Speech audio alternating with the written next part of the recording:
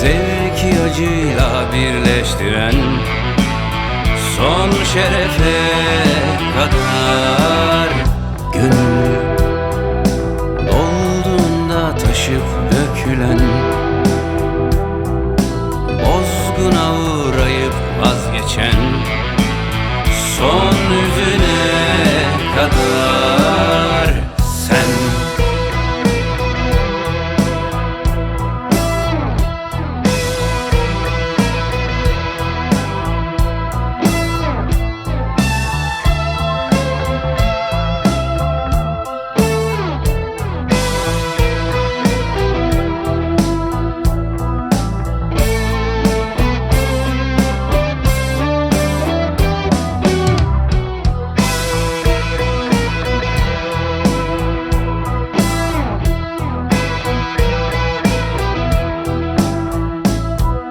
Ve ben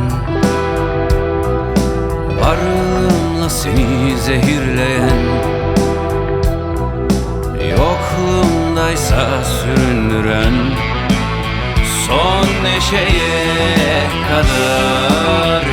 Ve sen varlığınla yolu gösteren, yokluğunla özgürleştiren, son nefese kadar.